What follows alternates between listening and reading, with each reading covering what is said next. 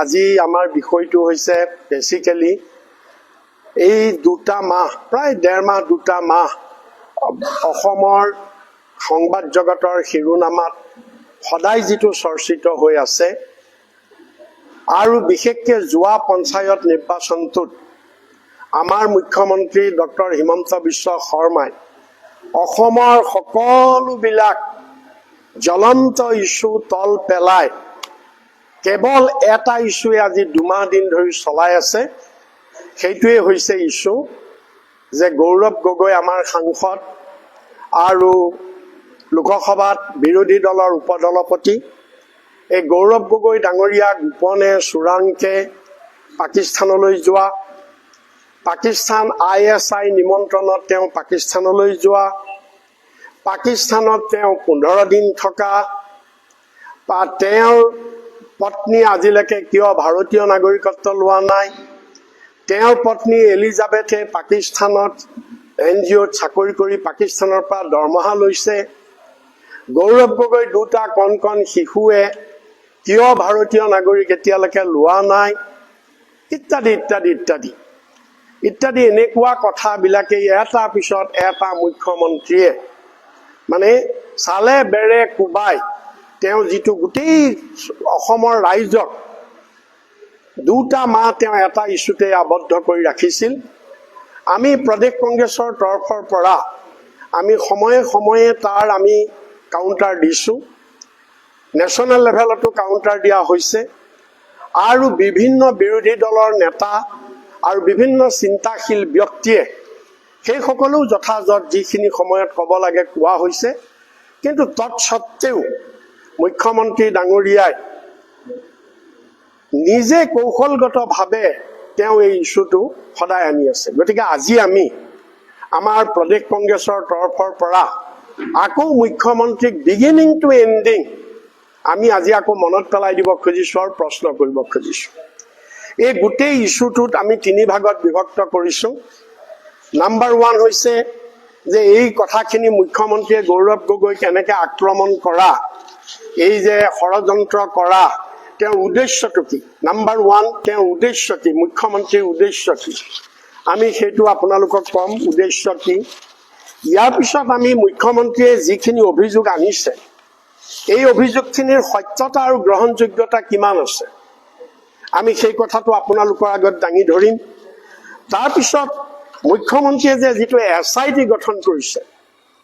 এই SITৰ লোকাছ ষ্টেণ্ডি কি SIT কিমান ক্ৰেডিবল SIT কিমান ক্ৰেডিবল সেইটো আমি আপোনালোকৰ ওচৰত আনিম আৰু আমি আনিম যে এই যে মুখ্যমন্ত্ৰী ডাঙৰীয়াই গৌৰৱ গগৈ পাকিস্তান ভ্ৰমণৰ লগত তেওঁৰ পত্নী আৰু তেওঁৰ ল'ৰা শিশু দুটাক যে সাঙুৰি যিবিলাক কথা আনিছে এইখিনিৰ ওপৰত আমি আপোনালোকক আলোকপাত কৰিম গতিকে আমি চেপ্টাৰ ৱাইজ আমি যাব খুজিছো প্ৰথমতে আমি ক'ব খুজিছো যে তেওঁৰ উদ্দেশ্য কি এই গোটেই কথাখিনিতো আপোনালোকে জানেই গোটেইকেইটা অভিযোগ তেওঁৰ উদ্দেশ্যটো কি মুখ্যমন্ত্ৰীৰ উদ্দেশ্য হৈছে এইকেইটা নাম্বাৰ 1 উদ্দেশ্য হৈছে মুখ্যমন্ত্ৰীয়ে কিবা কৰি নিশ্চিত হৈছে যে 26ৰ বিধানসভা নিৰ্বাচনত কংগ্ৰেছ দলৰ পৰা হয়তো গৌৰৱ গগৈ মুখ্যমন্ত্ৰীৰ প্ৰাৰ্থী হিচাপে প্ৰক্ষেপিত হ'ব পাৰে আৰু যদি গৌৰৱ গগৈ মুখ্যমন্ত্ৰীৰ প্ৰাৰ্থী হিচাপে প্ৰক্ষেপিত হয় তেতিয়াহ'লে 26ত কোনো কাৰণত বিজেপি চৰকাৰ নাহে আৰু হিমন্ত বিশ্ব শৰ্মাও দ্বিতীয়বাৰ মুখ্যমন্ত্ৰী হোৱাৰ সপোন বাস্তৱায়িত নহয় গতিকে তেওঁ এতিয়া ভাবিলে তেতিয়াহ'লে ৰাস্তা কি গৌৰৱ গগৈক ধ্বংস কৰিব লাগে নাম্বাৰ 1 নাম্বাৰ 2 হিমন্ত বিশ্বই লং টাৰ্মৰ কাৰণেও ভাবিছে অনাগত দিনত অসমৰ ৰাজনীতিত হিমন্ত বিশ্বক যদি প্ৰতিদ্বন্দ্বী হিচাপে থিয় হ'ব একমাত্ৰ গৌৰৱ গগৈয়ে হ'ব এইটো জেনেৰেশ্যনত গতিকে সেইটো এটা হিমন্ত বিশ্ব শৰ্মাই ভাবিছে যে তেওঁক প্ৰতিদ্বন্দ্বী যদি হয় অকল গৌৰৱ গগৈ হ'ব আৰু কোনো নহয় গতিকে তেওঁক শেষ কৰিব লাগে নাম্বাৰ 2 নাম্বাৰ 3 যে বিগত কালছোৱাত গৌৰৱ গগৈয়ে আমাৰ সংসদৰ বাহিৰে ভিতৰে তেওঁ যিটো পাৰদৰ্শিতা দেখুৱালে আৰু যিটো পাৰদৰ্শিতাৰ কাৰণে তেওঁ ভাৰতবৰ্ষৰ নিচিনা ইমান শক্তিশালী গণতান্ত্ৰিক দেশ, বিশ্বৰ আটাইতকৈ ষ্ট্ৰংগেষ্ট ডেমক্ৰেটিক কাণ্ট্ৰি, এই কাণ্ট্ৰিখনৰ পাৰ্লিয়ামেণ্টত ইমান কম বয়সতে বিৰোধী দলৰ উপদলপতি পদটো পালে, এবাৰ নহয় দুবাৰকে পালে, তাত হিমন্ত বিশ্ব শৰ্মা সাংঘাতিক ধৰণে শংকিত হৈছে। গতিকে গৌৰৱ গগৈ শেষ কৰিব লাগে। 4 নম্বৰটো হৈছে তেওঁৰ উদ্দেশ্য যে যোৱা 24ৰ লোকসভা নিৰ্বাচনত হিমন্ত বিশ্ব শৰ্মাৰ ধন বল, বাহুবল, জনবল সকলোকে চেৰ পেলাই গৌৰৱ গগৈ যেতিয়া জয়ী হ'ল, সাংসদ হ'ল আৰু তেওঁৰ গ্ৰহণযোগ্যতা তাৰ পিছত গোটেই অসমত চাৰিওফালে বৃদ্ধি পাব ধৰিলে, তেতিয়া হিমন্ত বিশ্ব শৰ্মাই ভাবিলে যে মোৰতো 26ত গাদীখনতো যাবই, গাদী যোৱাৰ উপৰিও মোৰ কি হ'ব পাৰে যে মই কংগ্ৰেছৰ দিনত 14 বছৰ, এনে আমাৰ 15 বছৰ, তেওঁ 14 বছৰ মই মন্ত্ৰী থাকোঁতে মোৰ যিবিলাক দুৰ্নীতি মই কৰিছিলোঁ, লুইচ বাৰ্জাৰ কেলেংকাৰী, সাৰদা কেলেংকাৰী, ডিমা হাছাওৰ 1000 কোটি টকীয়া, ডিমা হাছাও ডিষ্ট্ৰিক্ট কাউন্সিলৰ 1000 কোটি টকীয়া কেলেংকাৰী, এই কেলেংকাৰীবিলাক আৰু বৰ্তমান মুখ্যমন্ত্ৰীত্বৰ কালত এই সিন্ডিকেট কেলেংকাৰী, তেওঁ আৰু তেওঁৰ পত্নীৰ পাহাৰসম দুৰ্নীতি, পাহাৰসম সম্পত্তি, এই গোটেই দুৰ্নীতিবিলাকৰ ফাইলবিলাক হয়তো খোল খাই যাব। ফাইলবিলাক যদি খোল খাই যায় তেতিয়াহ'লে মোৰ ভয়ংকৰ বিপদ হ'ব। গতিকে তেতিয়াহ'লে উপায় কি? গৌৰৱ গগৈক ধ্বংস কৰিব লাগে। এইখিনি হৈছে তেওঁৰ উদ্দেশ্য। আৰু এই উদ্দেশ্যৰ কাৰণে তেওঁ বাছি ল'লে কাৰ দৃষ্টান্ত? ল'ৰা ৰজাৰ দৃষ্টান্ত বাছি ল'লে। ল'ৰা ৰজাই যেনেকে তেওঁৰ প্ৰতিদ্বন্দ্বীসকলক অংগক্ষত কৰি নিষ্কণ্টক হৈছিল, তেওঁ ঠিক একেদৰে আমাৰ ডক্টৰ হিমন্ত বিশ্ব শৰ্মায়ো ভাবিলে যে তেওঁৰ প্ৰতিদ্বন্দ্বীক যদি আমি অংগক্ষত কৰি দিওঁ, গৌৰৱ গগৈক যদি আমি পলিটিকেলি যদি শেষ কৰি দিওঁ, মই আৰু নিষ্কণ্টক, আৰু অসমত 20 বছৰলৈ 25 বছৰলৈ কোনো মোৰ প্ৰতিদ্বন্দ্বী নোলায়। গতিকে এইখিনিয়ে হৈছে মূল উদ্দেশ্য তেওঁ, আৰু এই উদ্দেশ্য আগত ৰাখিয়েই তেওঁ এই ষড়যন্ত্ৰখিনি কৰিলে। এতিয়া আমি ছেকেণ্ড পাৰ্টটোত আহিছোঁ। ছেকেণ্ড পাৰ্টটোত যে তেওঁ এই যিমানবিলাক অভিযোগ আনিলে, এই অভিযোগবিলাকৰ সত্যতা আৰু গ্ৰহণযোগ্যতা কিমান আমি লজিকেলি চাব লাগিব বস্তুটো, আৰু বাস্তৱত আমি চাব লাগিব। তেওঁতো কৈছে বেলেগ কথা, এতিয়া কিমান আমি আপোনালোকক দেখাব কৈছোঁ। নাম্বাৰ 1 যে তেওঁ কৈছিলে, যিটো মই আগতেও ৰিপিট কৰিছোঁ, যে হিমন্ত বিশ্বই যিটো অভিযোগ আনিছে গোপনে পাকিস্তান। নাম্বাৰ 1 তেওঁৰ অভিযোগ গোপনে পাকিস্তানলৈ গৈছিল চোৰাংকে। নাম্বাৰ 2 তেওঁ 2015 চনত। নাম্বাৰ 2 তেওঁৰ অভিযোগ কেইটা কৈছোঁ। নাম্বাৰ 2 তেওঁ 15 দিন পাকিস্তানত আছিলে। নাম্বাৰ 3 পাকিস্তানী চোৰাংচোৱা ISI নিমন্ত্ৰণত তেওঁ গৈছিলে। নাম্বাৰ 4 পাকিস্তানত তেওঁ প্ৰশিক্ষণ লৈছিলে, ইত্যাদি ইত্যাদি। এতিয়া গৌৰৱ গগৈটো সাংসদ, তেওঁক বাদ দিয়ক। যিকোনো এজন সাধাৰণ মানুহ বিদেশী ৰাষ্ট্ৰলৈ চোৰাংকে কেতিয়াও যাব নোৱাৰে, গোপনে পলাই যাব নোৱাৰে। পাছপোৰ্ট ভিছা নোহোৱাকে কোনো মানুহ কোনো এখন দেশৰ পৰা আন দেশলৈ যাব নোৱাৰে, কোনো কাৰণত নোৱাৰে। এই কথা হিমন্ত বিশ্বই যদি নাজানে আমি কি কৰিম? কিন্তু ৰাইজেতো জানে, ভাৰত চৰকাৰে জানে। গতিকে এইটো এটা, গতিকে তেওঁৰ গ্ৰহণযোগ্যতাটো ক'ত আহিলে, সত্যতাটো ক'ত আহিলে? যদি যাবই নোৱাৰে ভিছা, সেইকাৰণেতো ভাৰত চৰকাৰ মনে মনে আছে। বাজিব লাগিছিল টেমি কটাৰী, বাজিছে হাঁচতি। আমাৰ ফকৰা যোজনাত কয় বাজিব লাগিছিল চেন্ট্ৰেল গভৰ্ণমেণ্ট, বাজিব লাগিছিল এক্সটাৰ্নেল এফেয়াৰ্ছ মিনিষ্ট্ৰী, বাজিব লাগিছিল হোম মিনিষ্ট্ৰী, যে তেওঁ চোৰাংকে গৈছে, তেওঁ এনেকুৱা কৰিছে, তেনেকুৱা কৰিছে, দেশৰ বিৰুদ্ধে কাম কৰিছে। কিন্তু তেওঁলোক মনে মনে আছে, মালিক মনে মনে আছে, এওঁ নিজে টেমেকাটো হৈ বাজিছে। গতিকে তেওঁৰ গ্ৰহণযোগ্যতাটো কিমান এতিয়া? 1 নম্বৰ। 2 নম্বৰ তেওঁৰ গ্ৰহণযোগ্যতাটো তেওঁ যিটো আনিছে এটা অভিযোগ তেওঁ কৈছে যে হাঁহি উঠা কথা আটাৰী বৰ্ডাৰেদি বোলে হিমন্ত বিশ্ব গৈছে যেতিয়া দেখিলে যে ফ্লাইটেদি যোৱাটো দেখোন প্ৰতিপন্ন নহব ফ্লাইটেদি গ'লেতো হেৰি লাগিবই পাছপোৰ্ট লাগিবই ভিসা লাগিবই বৰ্ডাৰেদি গ'লে কিজানি নালাগে নেকি এনেকুৱা ভাবি তেওঁ ক'লে কি আটাৰী বৰ্ডাৰেদি গৈছে আমাৰ গৌৰৱ গগৈ পাকিস্তানলৈ আমিও এমপি হিচাপে আমি ৱাঘা বৰ্ডাৰ গৈছো আমাক লৈ গৈছে চাবলৈ আটাৰী বৰ্ডাৰ আমি গৈছো আপোনালোকেও কেতিয়াবা যাব চাই আহিব এতিয়া মই ৱাঘা বৰ্ডাৰ কথা নকওঁ সদায় টিভিত আপোনালোকে দেখি থাকে আটাৰী বৰ্ডাৰ তেওঁ ফটো এখন দেখাইছে বাৰু দেখাম আটাৰী বৰ্ডাৰৰ মই আপোনালোকক তাৰ ভিজুৱেলটো মই বৰ্ণনা দিছো যে আটাৰী বৰ্ডাৰটো এনেকুৱা যে দৰ্জা এখন আছে আৰু কোনো নাই দুই সাইডে আটাৰী বৰ্ডাৰৰ দুই সাইডে পাকিস্তানৰ সাইডে পাকিস্তানৰ ভাৰতৰ সাইডে ভাৰতৰ সামৰিক আৰু অৰ্ধ সামৰিক বাহিনী অতন্দ প্ৰহৰীৰ দৰে থাকে তাত স্কেনাৰ ফিটিং আছে তালে যদি কোনোবা মানুহ অহা যোৱা কৰে স্কেনাৰৰ মাজেদি আপুনি যাব লাগিব তাত পাছপোৰ্ট আৰু আপোনাৰ ভিসা নোটিং কৰাৰ ব্যৱস্থা আছে এনেই না এনে এখন জপনা পাৰ হৈ গুচি গলো হেতু নহয় মুখ্যমন্ত্ৰী মই আচৰিত হৈছো তেওঁ এইখিনি কথাও তেওঁ ধ্যান ধাৰণা যে নোহোৱাকে অসমৰ মানুহক তেওঁ এনেকে বুকবক বনাবলৈ বিচাৰিছে তেওঁ ভাবিছে মই যি কম অসমৰ মানুহে তাকে মানি ল'ব গতিকে মই আটাৰী বৰ্ডাৰটো তেওঁ গৈ এবাৰ চাই আহো যে তেনেকুৱা অৱস্থাত আটাৰী বৰ্ডাৰেদি গৌৰৱ গগৈ যাব নোৱাৰে অসম্ভৱ চোৰাংকে যাব নোৱাৰে যাব পাৰে আটাৰী বৰ্ডাৰেদি যাব পাৰে আটাৰী বৰ্ডাৰেদি গ'লেও তেওঁ স্কেনাৰৰ মাজেদি যাব লাগিব তেওঁক ভাৰতৰ সামৰিক অৰ্ধ সামৰিক বাহিনীয়ে চেক কৰিব পাকিস্তানেও চেক কৰিব তেওঁৰ পাছপোৰ্ট তাত এন্ট্ৰি হ'ব লাগিব ভিসা তাত তেওঁৰ এন্ট্ৰি হ'ব লাগিব গতিকে এতিয়া গ্ৰহণযোগ্যতা সত্যতাটো আপোনালোকে বাছি উলিয়াওক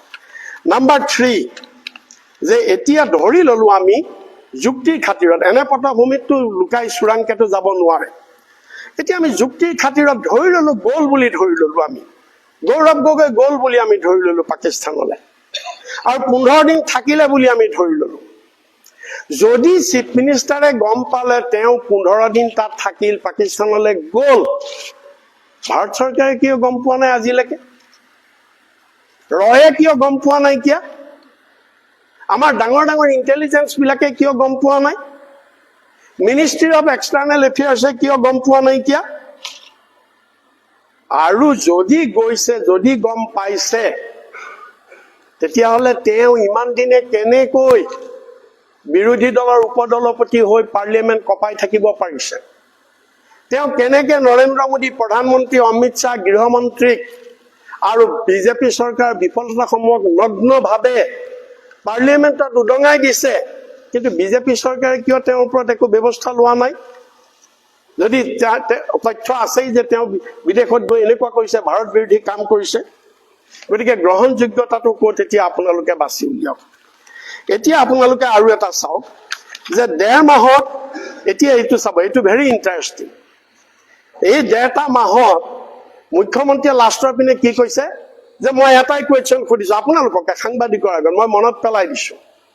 এটাই কুৱেশ্যন মই সুধিছো গৌৰৱ গগৈ কওক সঁচা নে মিছা তেওঁ পাকিস্তানলৈ যোৱাটো সঁচা নে মিছা তেওঁ এটাই কথা কওক সঁচা যদি সঁচা বুলি কওক মিছা বুলি মিছা বুলি কওক এইটোৱে কৈ আছে তেওঁ আৰু তেওঁৰ লগতে তেওঁৰ যিবিলাক চেলে চামুণ্ডা আছে 2-এজন মন্ত্ৰী আছে